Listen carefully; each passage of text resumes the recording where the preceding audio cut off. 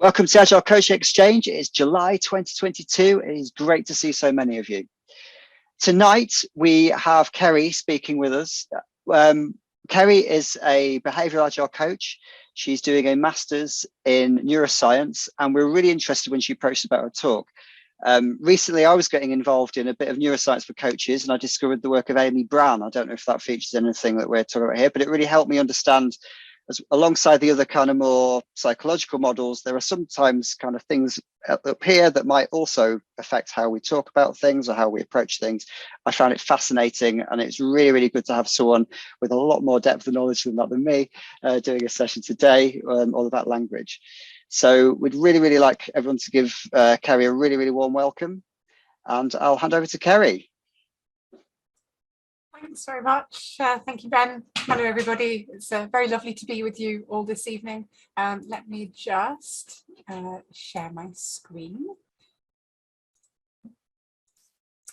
So hopefully you've got that. So yeah, hello. Thank you very much for having me along this evening. I am here to talk to you about how we can harness language in order to move us closer towards our goals. In early June 2014, just to give you some preamble, I woke up just as dawn was breaking, and the headache that I'd had the day before that I thought was dehydration was now utterly unbearable, so much so that even the faint light of dawn was too bright. My two tiny daughters watched as emergency services came and packed me in the back of an ambulance and carted me off to hospital. 2 months later, I was finally discharged. I had a diagnosis. Well, first off, I came home with a Zimmer frame, emotional instability, and absolutely no memory of anything longer than about 10 minutes at a time, sometimes less. And I had a diagnosis first of meningitis, and then later on, which was what gave me the extended hospital stay, of encephalitis. Now, I had been working up until that point. I was an English teacher. Unfortunately, at that point, I found myself unable to stand or remember anything for any length of time, so I had to stop doing all of that. And as I began to rebuild my very broken brain, I discovered first Scrum, and then I moved into agile ways of working. I began to study psychology, and I am currently, as Ben kindly introduced me, a trainee neuroscientist. And as I tried to find my own sense of balance, and I grew my understanding of my own brain and how I was responding to situations and what was going on inside me, I learned more about things like my behavior and where my behaviors came from, my biases and the silly things that we do when we're faced with stressful situations, how we respond to those things, and also what to do about them. And I also noticed that what I was learning began to help my teams. So let me introduce myself formally. Hello, my name is Ceri Newton-Sargunar, and I like brains. So deep breath. Not too many zombies in our talk today, just a lot of manatees, because what's more calming than a giant sea cow / mermaid? Now, let's look at why we are here today. Well, as I say, whilst I retrained my brain, I began to recognize, more so than I had when I was a teacher, began to recognize the importance and the impact of language. Now, I had some understanding of this, both from my work as an English teacher, but also when I was training as an English teacher, I also used to work in psychiatric services, doing proofreading for consultant psychiatrists and working with them day in, day out. You learn a fair amount. And so what I learned eventually about language eventually went on to help shape my mindset and reshape my mindset, especially on that path towards recovery. And that then was further embedded with the neuroscience that I've been studying. And I found out or learned that what we visualize in our heads shapes the language that we produce. The language that we produce, as we produce it in turn, shapes what we visualize. Now, this is very similar to to a psychiatric term called psychosomatization. We'll come back to this later, but the idea is that it's a cyclical process. So one influences the other and it goes around in cycles. Now, I noticed, as I say, that what helped me also helped my teams, especially when things began to get hard. So today I want to take you through 3 language and mindset shifts that I used and that I used with my teams to help us move closer towards and then to attain our goals. So today we're going to be looking at goal framing. That is the way that we choose to describe what we're aiming towards. We're going to look also at sidestepping our stress response, so ways that we can mitigate the way that we show up in the moment when things get hard. And then finally, we're going to look at how we can redirect our self-sabotage, so that critical inner voice that tries to take us down, especially in moments of stress or threat. That is, we're going to end up looking over the course of our time together today at the effect that how we frame our goals has on our motivation and on our response to obstacles. And the reason we're doing this is because how we think about our goals and how we plan to achieve them affects our chances of success. So let's begin by looking at goal framing. Now, there is some work that you may be familiar with from Carol Dweck that says that there are 2 ways to approach what we do. We can either aim to be good at something, or we can aim to get better at something. Now, if our aim is to be good at something or to be good at what we do, then our focus is on demonstrating our ability. And the underlying motivation here is, well, we're aiming at self-validation. Ultimately, on a subconscious level, we understand that being good at this proves that I am a good person. The better I am at this, the better a person I am in that situation. On the when we have this this be good mindset, we have the idea that our perfect performance is therefore a proof of our ability. And importantly, when we have this mindset, how well we do at something affects our sense of self-worth. So how good we feel about ourselves and our level of self-esteem. If our focus, on the other hand, is to be better, to get better at things, our focus is on growth, personal growth, that is developing and mastering our skill rather than just demonstrating it. And the important thing to note here is that there's no connection with our self-worth and our performance in the moment. Our focus is so much on our growth and ability, self-worth doesn't come into the picture. Now, as I say, Carol Dweck talks about this. So if you have a mindset of working towards being better, this is her growth mindset. If your focus is around being good at things and demonstrating your ability, this is what Carol Dweck calls a fixed mindset. And I noticed in my work with Agile teams that it is surprisingly common in Agile teams. That is, when we're showing up to work, we think quite a lot about team development, but actually, aside from one-to-ones, if we have them, and not everyone does, we have less focus on how individual improvement contributes to the successes of the teams. The problem is that beyond skills and certifications, our behavior and the belief systems that shape that behavior also, in turn, shape the whole team. So, fixed goals can be useful, but not so much in individual development. And that's what we need for high-performing teams. So let's look at this in a bit more detail. If we take, if we take the goal of happiness, the goal to be happy.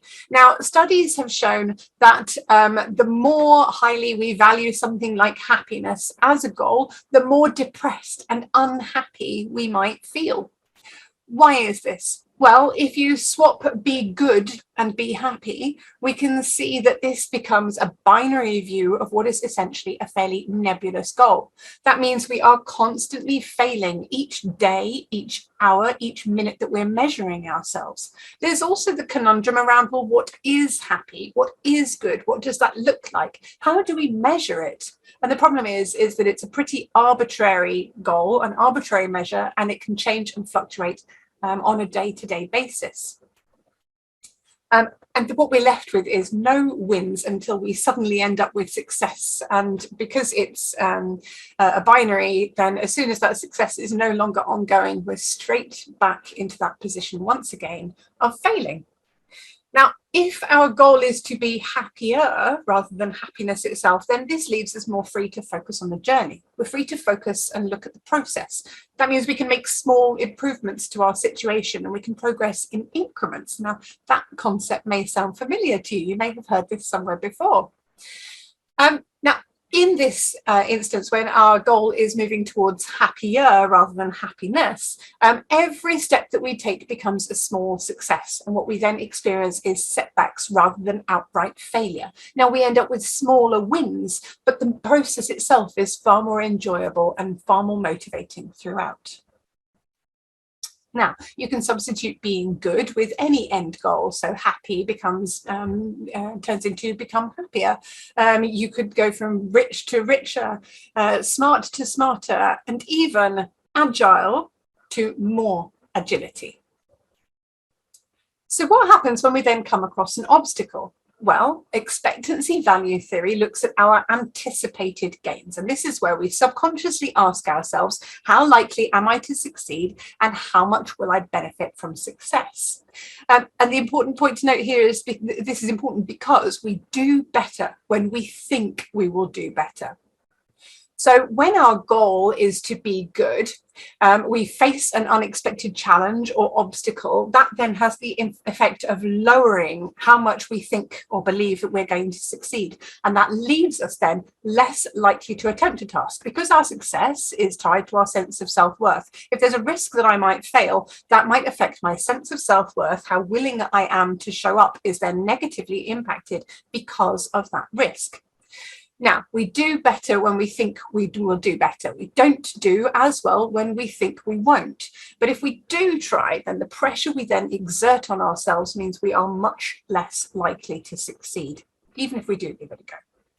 When our goal, on the other hand, is to get better, even when we might fail, we are still willing to try. It has significantly less impact on our motivation either to give it a try or to keep going when things go wrong. Because of this focus on growth, we are able to view, it changes our view of failures and setbacks. They become small pebbles in our path that we can easily scramble over with some effort, rather than maybe something more threatening or something we might be left wanting to run away from. So how do we move from be good to get better? Well, we can use something like anchors. We can anchor ourselves with our core values, and this is where we aim to be better throughout the day. And if you want to take a minute to identify these, I invite you to grab a pen and some paper, and I'm going to give you some questions that you can answer in the next couple of minutes. So, to answer or to discover more about your core values in a sentence or two or in a word, why are you here? Why did you come along to this meetup? What is it about this sort of event that's important to you? What do you like about what you do? What do you enjoy about working within agility? What is it about coaching or all of the things that agile coaching entails that you enjoy? And what is it that's important to you at work? So as I say, just a brief sentence or two to answer those questions.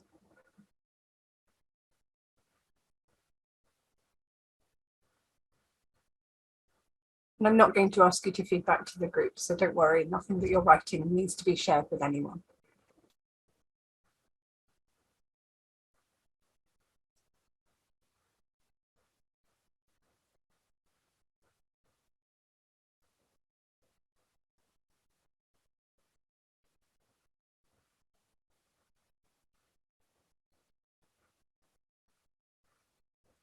All right, so once you've written something or a couple of things down, what you can then do with what you've written is Marie Kondo those sentences down to one or two keywords or ideas that summarize what you've written.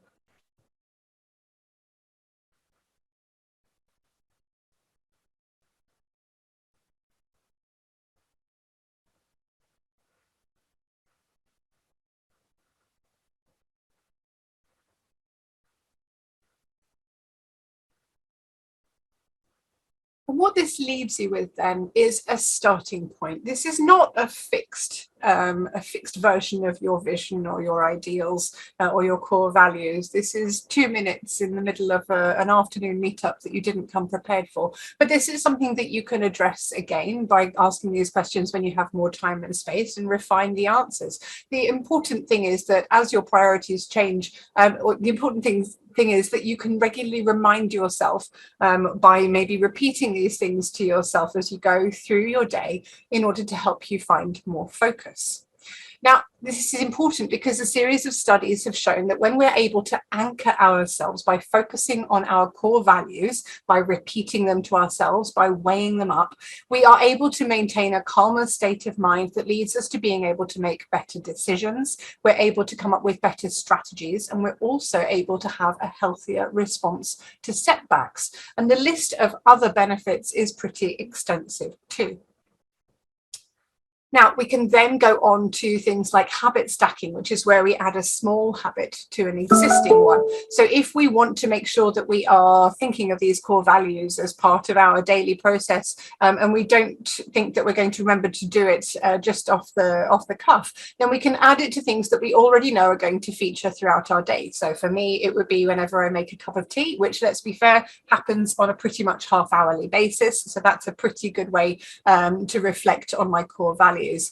Or if you're blessed with the use of Teams, then you might want to do it whilst your Teams or WebEx is waiting to load, because who doesn't love spending a few minutes focusing on something else there? For my developers, they use it, they focus on their core values while they're compiling or maybe debugging. And for non-tech teams, you might want to do it whilst you're waiting for clients or colleagues to show up. And what's interesting is that then that helps you to deal with the fact that they're late to that session and to respond better to that lateness during the session as well. So we can add this goal of getting better to our core values and incorporating them throughout our day until it becomes more habitual. And we'll notice that this has happened because there will be a shift in our automatic approach and behavior. It won't change overnight. It takes time to process and progress, and it does take practice. But over time, with regular application, you can notice a shift. So let's take a different look at how we approach our goals. Let's take a different look at our mindset. Think back to when you were at school, and for some of us this might be longer ago than others, but do your best. When you were back in school, when you were trying to achieve your results, when you were working towards your results, why did you do that? Were you trying to seek achievements in order to get recognition and praise? Or maybe you did it because you felt obliged, you owed it to people. I owe my parents or my caregivers a good result so that they're not disappointed.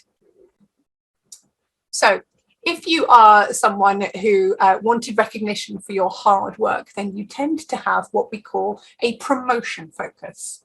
If, on the other hand, you did it because you thought you owed it to people, you had an obligation, you didn't want to let people down, you tend to have what's known as a prevention focus. Now, folks with a promotion focus generally are those who take more risks. They also tend to then experience more successes. Unfortunately, they also experience a lot more failure, but they fail fast and they fail forwards. They're essentially the people for whom this phrase was invented. Now, if you are someone with a promotion focus, you're likely to try if there is a high chance of success or maybe a big reward. And the underlying view of this sort of person is that the right behavior gets rewarded, whereas the wrong behavior gets brushed aside and ignored. If you're someone who has a prevention focus, on the other hand, you are less likely to procrastinate, so you're more likely to just get on with things. You're also likely, though, to take longer on tasks and to exhibit more perfectionist behavior. The idea is that the wrong behavior gets punished, whilst the right behavior is what gets ignored and brushed to the side. Now, these individuals hate the idea of fail forwards, but this is not a bad thing. These are the individuals whose perfectionist approach and attention to detail is what launches rockets at NASA. It's an essential focus to have on your team. I just want to draw your attention to the point here about motivation decreases with safety. I am not saying that you should make prevention-focused individuals on your team feel unsafe. Rather, you can introduce a supported element of discomfort. Now, let's take a closer look at what the difference is between these two focuses. And it's all to do with phrasing. So if you are someone with a promotion focus, let's think about maybe a user story. So as a user, I want to know that my data will be secure when I visit a site. So the idea here is that we are attaining a goal. We are moving towards what we want to achieve. If you have a prevention focus, on the other hand, then your statement might be, when I visit a site, I want to know that my data won't be stolen. So I want my data kept safe versus I want to know that it won't be stolen. So in this instance, we are avoiding loss. So the same is the same information, it's the same outcome. We're just introducing a subtle shift in our phrasing. And this can be really useful for requests or proposals, maybe for requesting training or speaking to stakeholders, or even for introducing new ideas to people in our teams. Having an idea of their focus helps us choose how we introduce those things to them. And depending on the focus of the people that you're speaking to, you might change your language. And if you're not sure, then you can listen to their descriptions of what they're working towards, and you can use their descriptions to guide you. Or you could use both and see which one hits home when you're talking to them. So if they are promotion focused, they might be asking, what's in it for me? What's in it for the business? What are the benefits? What are the outcomes? So the focus is very much on what they stand to gain from the situation or from the effort. If they have a prevention focus, then they'll say things like, or ask questions like, what are the potential risks? What are the issues? What are the pitfalls? So the focus is on what they stand to lose. And as I say, if they use both in the conversation, try and take a note of which one they ask more about. Okay, so I want to, we're going to move on now to sidestepping our stress response. And I want you to take a moment and imagine that you are in a cool, dark, quiet forest. And it's about 200,000 years ago. So there are wolves, there are bears. And as you stand there in the cool, dark, quiet forest, you hear a twig snap behind you. Now, a moment later, your friends come through the forest and you realize that you're fine, you're safe, and it's just one of your friends looking for you with their torch. So what we're experiencing here is the same brain structure that we have had for eons, but in our modern lives, we face different circumstances. So the physical response that we have to the thought or the suggestion or even the imagery, the imagination of danger is the same fear that we experience nowadays when we fear presentations or demos or pitches or appraisals. And that fear then affects our performance.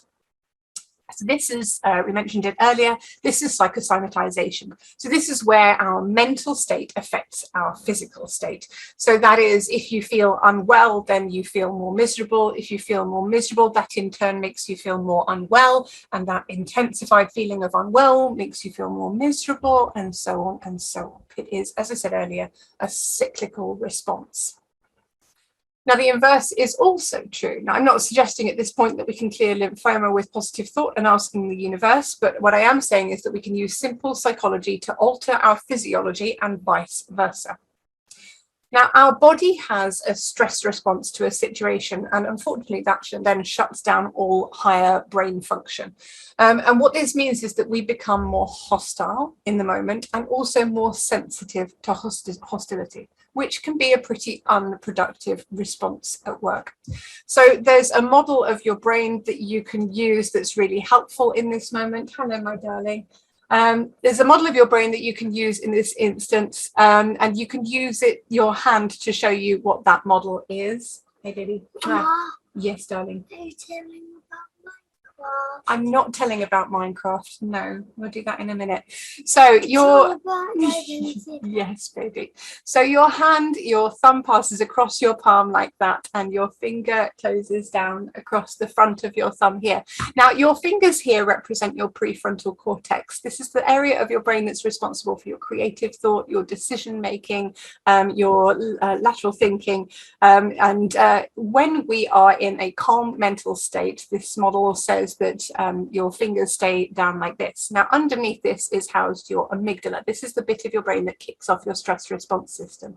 And this model comes from Dr. Dan Siegel, and he calls this moment here where your fingers lift up, flipping your lid. So this is the moment where that stress response kicks off, where we become more hostile, where we become more sensitive to hostility. Our lid is flipped. Now, the important thing to note here is that in this moment, this is a metaphor, not a literal representation of what happens in your brain, but in this moment, your blood flow to your prefrontal cortex, the area of your brain that is able to process your rational thought, it receives less oxygen, less blood flow is directed here, and the majority of the blood flow is directed to the area of your brain that kicks off that fight, flight, or freeze response.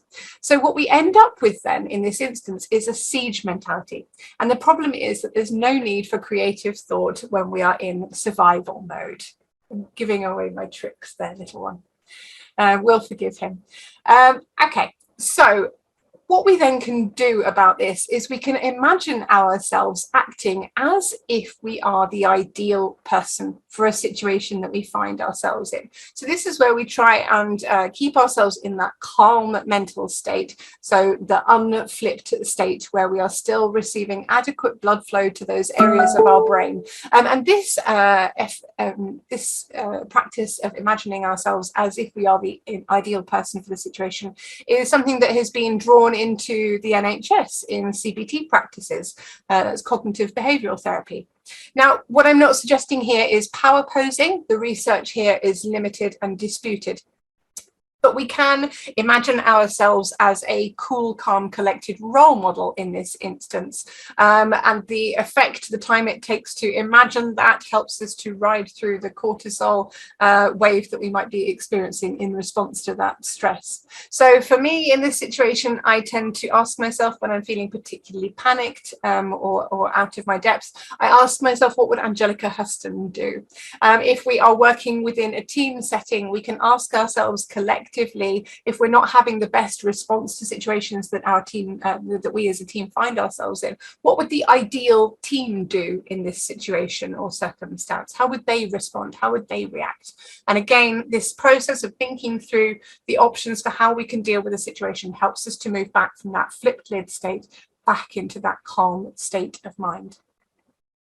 So although the idea has been contested, there is a good body of research showing that in this instance, when we're imagining us as if we are the ideal team, we are harnessing what are known as mirror neurons. And we are trying to move us or our teams from a position of feeling fearful or inept or confrontational, because anger is quite often rooted in fear, or maybe even from showing up as cold or distant, into a position where we feel more relaxed, more confident, more capable. And as we're able to access those areas of our brain that help with problem solving, that help with creative thought, we realize that perhaps there are things we can try. We're not absolutely stuffed in this moment with no options. So we are trying in this moment to create a neurological mirror of safety and calm. And our subconscious responds to this fantasy as if it's physically real. And you might have experienced this subconscious response to what you imagine if you think of the way that you respond to a pizza advert on TV. When we see the food on screen, we see the steam, and we automatically, without any control over it, start to salivate. Unless you're someone who's celiac, in which case you might start to feel a bit sick, perhaps. Okay, so visualization then. There is unfortunately a dark side to visualization, especially for those working with user stories, although this also might be relevant for requirements and planning. And it's all to do with our language. So we visualize what we want to move towards using words, and we use our visualization, what we end up with, the picture we end up with in our head, to form words and sentences. Again, this is a cyclical process. So we end up using tools to describe or to mock up what we want to work towards, Trello, Jira, whatever it is that you use in your office. And what we do is, as we are creating our user stories, we're creating our backlog, we visualize the completed, achieved end outcome. And the problem is that this tends to have a calming effect on your subconscious. That's to say, it gives your fantasy a direction, but it doesn't necessarily motivate action. So we want to focus on our language. We want to focus our language instead on the steps that we need to take in order to achieve that goal, so that we visualize us doing the work instead of the work already done. So we spoke earlier about motivating people with this slight sense of discomfort. What we're doing here is giving ourselves and our teams that slight sense of discomfort by visualizing the work as incomplete. Again, it's all down to phrasing. So to give you an example, Mike Cohn very kindly on his Mountain Goat website offers up user stories. So I'm going to use those because they're a good example. And I'm not here to pick Mike apart in this instance. And he's very specific on his site. He says some stories are good and some aren't. But this is the example we're working with today. So if we're talking about phrasing our work as something that's already complete, already in situation, then we might say, as a visitor, I can read current news so that I stay current. So in this instance, we are visualizing the work that we're doing as something that's already complete. However, what we want to be moving towards is the idea that this work is incomplete, that sense of discomfort. So we phrase this instead as a future statement of being. I want to be able to, so that I will be able to, not so that I can here and now. I want to be able to in the future so that I will be able to in the future. So we're using that future tense to help us to focus on the journey rather than the end game. So as we focus on the journey, this leaves us wanting to define the steps that are needed to get us there rather than the end goal. And we can use phrasing of user can for review and demo. Now, if we want to take it a step further, we can introduce some promotion and prevention focus. So, for example, as a site visitor, I want to be able to read current news on the homepage so that I'll be able to stay current on Agile News. That's the promotion focus. The prevention focus would be if I'm not able to read current news on the homepage, I won't be able to stay current on Agile News. So you can also scale this up into a larger version with the same premise, using something when you're going through a process like, for example, user story mapping, and the same process can apply. All right, since we're looking and talking about the dark side, let's take a look at how we might be able to redirect our self-sabotage. And we're going to do that by looking at neural resonance, emotional contagion, and your critical inner voice. So when we think about neural resonance and emotional contagion, when you are in conversation with another person, especially face-to-face, much more than online, but you have the ability and the habit of mirroring emotions, and the person who is listening to you tends to mirror your emotions as well. Now, this is a subconscious process, and it's part of what makes the as-if process work. So there's also pheromones, body language, and interpretation of face, which is one of the reasons that online meetings, especially when we don't have people's cameras or when we don't have access to their physical form, when we can only see a small headshot, that's what makes this interpretation so much harder. But when we sense hostility in that moment, we subconsciously become more hostile. That means we then choose more hostile, more aggressive, more defensive language. We visualize more hostility, both in ourselves and in the other person. As we're speaking to them, we subconsciously visualize more hostile interactions physically and verbally. And crucially, when we are in that space, when we're in that flipped lid space, our amygdala begins to take over, and we actually begin to interpret the other person as more hostile than they are intending to come across. And the problem is, and the reason that conflict then begins to arise, is because they also do the same to us. Now, we have a limited control over this automatic response. We have a limited control over how we respond to language altogether. And this was shown in a study that has been done globally and across different cultures. This study showed that our responses to stimuli are subconscious and automatic, as well as being cross-cultural. So you will be able to identify within milliseconds if I ask you which of these shapes is Kiki and which one is Booba. I haven't labeled them, but you instinctively know that the splodgy shape is going to be booba and the spiky one is going to be kiki. And that has been shown across cultures. And if that's not how you show up, I would be absolutely fascinated to have a chat with you after this talk. Come and have a chat. Okay. So what we end up with then is this subconscious response. And this is a response that amplifies our automatic inner voice. And this is a response that originates from our parents, our primary caregivers, our peers, our colleagues. All throughout our life, that critical voice is built upon, amplified, emphasized. And we take it in and we build on it from every criticism, every rejection, every failure that we've ever experienced. And it frequently manifests as imposter syndrome. The ways that we tell ourselves that we're no good, that we're not as good as everybody else, and we don't have the skills or the capacity or the ability to show up and do the job that we're being asked to do. So this voice tells you that you're no good.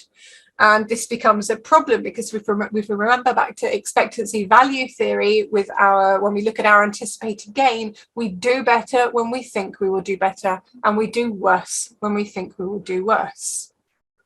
So that means that when we have negative thoughts about how we're going to be able to do something, we have very little chance of succeeding. When we have positive thoughts about what we're working towards, we maybe have some chance. Well, okay, but what happens if my focus is be good and I then come across an obstacle? That means I'm less likely to try or even to succeed. I'm less likely to succeed or even to try, right? Well, so what we can do is we can have positive thoughts plus some sense of realism. And this is what gives us the best chance in the moment. So let's spend a minute and get a chance of realism. What we don't want to do is find ourselves in a situation where we are hearing this critical inner voice and we are sinking into dejection, or we are absorbing those feelings of uselessness. And so what we can do instead is begin to ask questions of our inner critic.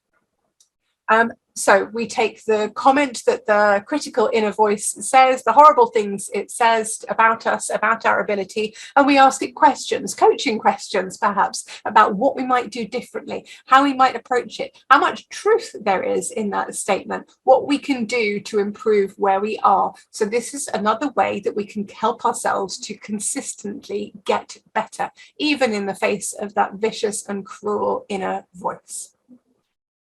We can build on this by creating what's known as an if-then rules. And this is especially effective for some of our more destructive or unhelpful behaviors. Now, the if-then rule takes a situation or event and then it places it alongside the behavior that we want to follow. And in this way, we are able to trigger change, triggering the unwanted behavior and move towards instead triggering a new and more helpful behavior. For example, I don't know about you, but I spent a significant portion of the pandemic comfort eating my way through each day. And so I would find myself frequently at the fridge after 10 p.m. So if I want to change that behavior and not raid the fridge at 10 p.m, then my if-then rule might say, if I find myself at the fridge after 10 p.m, then I will go and get myself a glass of water and walk away. If I find myself sinking into the black hole that is Twitter for more than 5 minutes, then I will stretch, refocus, put my phone down and carry on with what I wanted to be doing. So you can do this by thinking of an existing behavior that damages your productivity, damages the way that you show up, and a small but achievable replacement activity that might take its place. So when we add a specific time and location, we are using that primal brain reaction that you had when the twig snapped earlier. We're using that primal reaction to instead notice our environment, notice the triggers. Again, because we have the same brain structure, but we're able to move from focusing on Deliveroo towards something more healthful. We're able to move from focusing on YouTube towards actually moving towards our sprint demo. Now, this helps to take a load of processing off of your prefrontal cortex. It helps you to maintain that access in that calm mental state, not in that flip-flip state, to retaining your willpower, retaining your control over your decisions, retaining your decision-making and your creative thought. It, in turn, also reduces the amount of context switching. So if you find yourself at the fridge, you then have to remember what it was you were meant to be doing to begin with. And it helps you to keep your your focus on the things that matter. So you can use this unwanted behavior, as I say, as the snapping of the twig to really reprogram with healthier or more helpful behaviors that you want to come up with in the moment. And you can then practice this similar as you would with your core values by repeating them to yourselves until they become habit. Now, the University College London did a study that shows it takes an average of 66 days for changes to become habit. So if you add these if-then rules to your core values, set a reminder, write them on post-it notes, stick them around your house or your office, tell your friends and your colleagues, and hold each other accountable to these changes that you want to make. And if you do that as a team activity, again, you can create that sense of solidarity and growth that you experience as a unit going through a change together. Now, to bring all of this together, I'm going to introduce you, or would like to introduce you to Gabrielle Oettingen's work with WOOP. That is wish, objective, obstacle, and plan. So you will have come here today for a reason. And that might be, that would take the, represent your wish. So you might have come here for a personal or a team goal. There might be something that that is important to you today or at the moment that fits your values from earlier. The second point, the objective. So this is a happy outcome. And it's important to note here, this is not an end point, this is a first version. What good would come of this, this change, this wish, this thing that we want to work towards? Next, we want to identify a potential obstacle. So what is it that stops you on a personal level? If you're doing this as a team activity, what is it that will stop you as a team from achieving what you want to move towards? And this is something that we hear in our daily Scrum or daily stand-up, if that's something that you're, if you're working in Scrum. What's going to stop you, or what do you need to move towards that? And then finally, you create a plan about how you're going to overcome that obstacle. And you might be able to incorporate an if-then rule in this instance. So as we work through this, as we go through this work together, if the code is business critical, then we will always pair program. And as we work through our work together, we will show up as if we are the ideal team for the job. And ideally, you would spend some time agreeing what that looks like. So, the important point here about identifying the obstacles is that it's not necessarily an opportunity for you to identify every single obstacle that might come up in that instance. The point that you're identifying that there might be obstacles sets yourself up to anticipate that you're likely to face obstacles, not necessarily the one that you've highlighted, but it actually leaves you more able to deal with any obstacles that come up. And it makes it much more likely that you'll be able to face them with resilience and persistence and creativity, because they don't come as a shock. You're not instantly chucked into that flip lid state. And even if you are, because you've anticipated that there might be obstacles, this is something that you expected, it's much easier to move into that calm mental state so that you can then identify the creative solutions to help you to work through them. So at this point, Helen, I think we've got just about enough time to give invite people into breakout rooms. Welcome back, everybody. I hope that was a useful chat, and do feel free to pop a reaction using the reaction buttons if that was useful and interesting. Hello again, baby. Okay, so what we can then do once we've begun that initial conversation is we can ask, use realism to ask questions of our inner critic in order to get better in that moment. By adding them as a part of that conversation. Sorry, I'm distracted by a 5-year-old. So let's look at a final way that we can break the vicious circle. And this is to do with our identity. So we find ourselves in these situations and we talk about how we're... So we talk about ourselves and the way that we show up, and we're quite vicious when we do this. We're quite unkind to ourselves. But all of the words that we use, we talk about as if they are who we are, rather than talking about these things as if they're things that we do. So I eat, I am a person who eats. I smoke. I'm not anymore. But when I saw myself as a smoker. I knew I shouldn't be, but I did. And so it became a part of my identity. Maybe I'm someone who shouts. Maybe I'm someone who doesn't like change. Maybe I'm someone who doesn't do agile. Now, these things are usually reserved for self-criticism. It's okay. He'll scream. It's fine. Just be aware, Ceri, we can't see any slides. So if you're meant to be sharing any slides. No, hang on a minute then. Let's go back because, you know, slides are fun. Thank you for telling me. There we go. Hopefully you've got a glorious, cheerful man on the screen now. There we go. So, as I say, this becomes, I have to click back on here to be able to change the screen. So this becomes a part of our identity. And these ways of speaking about ourselves are usually reserved for self-criticisms. And what we can do is we can actually move to a position where we're using them for ideals, shoulds, oughts, and we can use these things to change our identity, but positively. So maybe we go from telling ourselves things like, I shouldn't overeat, I'm someone who overeats, but I shouldn't be, to I'm someone who doesn't eat seconds, or I'm someone who doesn't eat after midnight. You can see that this was a really contentious issue for me during lockdown, can't you? You can change your identity, the way you speak about yourself, as from I'm someone who shouldn't smoke, I smoke but I shouldn't, towards I don't smoke. Baby, can you stop that for a minute, because otherwise I can't remember what I'm trying to say to the lovely people.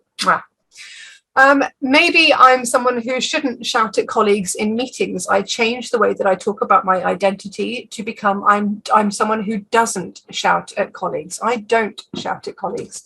I should welcome change. I should be more flexible becomes I welcome change. I am flexible. And maybe I should be agile to I am agile, or it would probably be I should do agile into I am agile. So to paraphrase Yoda, do or do not, there is no should. It's close enough. Okay, so we are trying to move from a position where we experience a stress event and we have an automatic response with behavior that reverts, and then our existing habits are exaggerating. We're trying to move towards it's not Baby Yoda, no, that's original Yoda. We're trying to move towards a position where, with surprisingly little effort, by harnessing our language, by practicing, by training ourselves, perhaps, we are essentially exercising muscles. We're building healthier habits in order to become stronger. And for the millennials amongst you, or for people who aren't from the UK in the 80s, here's a more global reference for you. So, today, we have spoken about ways that we can reframe our goals. We've spoken about ways that we can sidestep our stress response.